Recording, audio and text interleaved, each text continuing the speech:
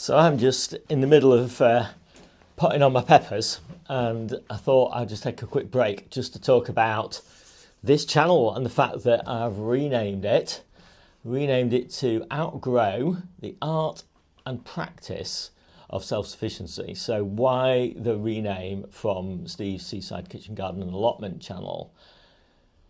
First thing, I think, Steve's Seaside Kitchen Garden and Allotment channel is a kind of statement of fact. That is what I have. I have an allotment, I have a kitchen garden. But other than that, you don't really get very much information about what the channel's about, and just sort of felt frustrated by that. It was a good title early on when I didn't know what I was about, but now I know what I'm about. I'm about the art and practice of self-sufficiency. I'm not sort of the best gardener, for sure. I don't fuss over my plants very much. I don't have heat mats, I don't have propagators. I don't mollycoddle my plants. I'm quite pragmatic when it comes to growing. And I'm very much about sort of starting really healthy seedlings, putting them in really healthy ground, and then pretty much leaving them to it. I don't have time really to do very much more than that. I don't have time to fuss over my plants, basically, is what it comes down to. So, I'm not as good a gardener as the show gardeners. I'm not as good a gardener as the Instagram gardeners, who are just gardening for great pictures. I'm about growing food for the family. And so my focus tends to be on growing a lot of food in a smallish space with not a lot of effort, with a lot of different varieties. So we have a really rich diet, and with supermarket quality, basically. I don't need it to be better than supermarket quality, but I like it to be about supermarket quality. And keeping the ground planted all the time, so we're always harvesting from the ground, and growing nutritious plants, pesticide-free plants and herbicide-free plants. That's kind of what I'm about.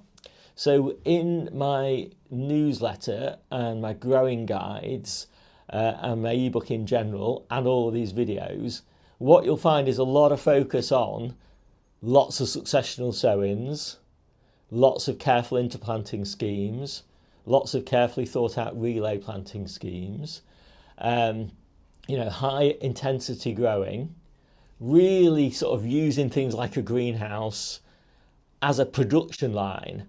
So things come from the house where we generally start most of our seedlings, often sometimes under grow lights, into the greenhouse, and then from the greenhouse into the polytunnel, and then from the polytunnel into the ground. Not everything goes through all those steps, obviously. But also you'll see a lot of things like I've got my trees in here, my apricot and my nectarine trees. They're in here for a short period of time until I need the space, say, for tomatoes or cucumbers, and then they're outside. I've got peas growing here. They go outside in April. I've got potatoes along this bench. They go into the polytunnel in April, and into here go the peppers.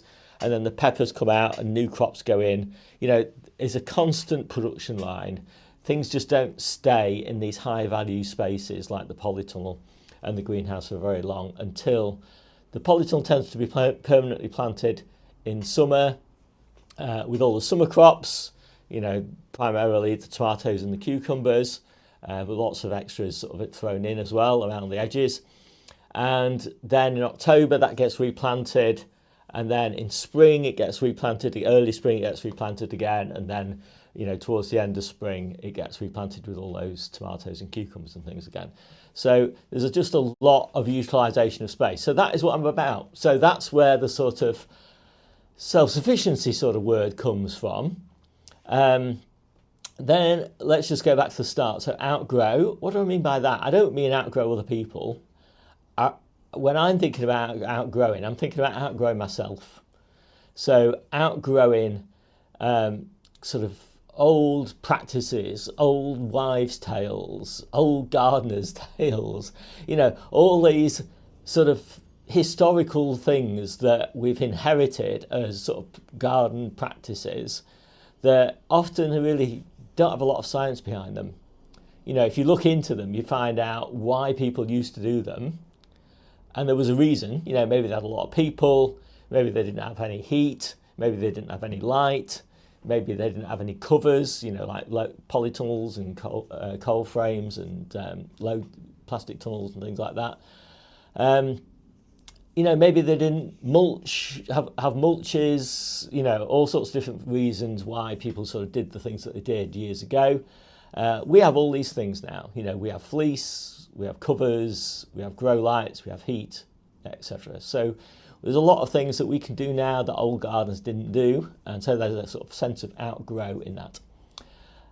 There's a sense of outgrow in terms of bettering yourself, and that's what I'm always trying to do. I'm always trying to grow better next year than I did this year, always trying to improve, always trying to get an ever richer diet for more of the year. So there's a lot of early sowings and a lot of late sowings, and I really love that. I love the fact I've got my strawberries in flower and in fruit in here at the moment, and we're not even out of February, for example. I love the fact I've got all my peas in flower, and we'll soon be having little peas. And again, it's February. So there's that sort of sense of outgrow there. And then the art. So I don't grow any flowers. So I like to create, I would say beautiful's probably stretching it a little bit, but aesthetically pleasing planting plans and aesthetically pleasing sort of garden layouts, so that it looks nice, even though there's not a lot of flowers. I don't have enough space for flowers. I have plenty of flowers on the fruits, and I enjoy those, and I have a few companion planting flowers and things like that, but mostly I'm growing veg, and I just want that veg to look nice. Let's say I want that veg to look beautiful. So there's a kind of art in the sense of making things look nice, really into that, and there's a kind of art in the sense that we don't, as gardeners, we can't really conduct much science. We don't have a big enough sample size to really do proper science. We can say that we're doing experiments, but a lot of the time those experiments succeed just because there's a lot of natural variability in gardening. So sometimes they'll succeed and sometimes they won't, and that might not be down to the variable that we changed. One year we might sow our peppers really early and we're just lucky that there was no frost and it worked really well, and so we think, that early peppers, that's the way to go. But of course, not everybody grows in an environment where it's frost free, and so that's not going to work, and maybe it won't work for you next year because you will have a frost and you'll lose all your peppers. So there's a kind of sense that there's more, what we're looking for as home gardeners is not so much science as just patterns that work nicely. And there are patterns of planting, and there are patterns in terms of what you do in early spring and what you do in spring, late spring, and what you do in early summer and what you do in late summer, etc., etc. There's a kind of pattern to gardening that I think is really important, and I think art captures that nicely. And then there's the final bit there, which is the practice, and I think that really practice is so important in gardening. What you actually do is so important. The theory of what you should do is a lot less important than your actual hands-on sort of mechanical tools and techniques that you're using to garden. So even the degree to which, the way that you prick out, the way that you pot on, the way that you plant, the way that you water, the practice of all of those things, the way that you mulch, the way that you fertilise, there's often not a lot of science to those things, but there is a lot of practice. And so, that's the sort of logic that I came to. And one of the reasons I sort of went away from the science side, although I've got a background in science, is to say, just because I've just seen the number of variables that affect successful gardening. If you're sort of comparing one bed to another, you really don't know what the soil conditions are from one bed to the other. Like on my plot, some of the areas of my plot are just sand, like that far down and it's sand, and other areas it's like that far down and it's sand. That makes a massive difference in a garden, and you don't know unless you've dug it up to see.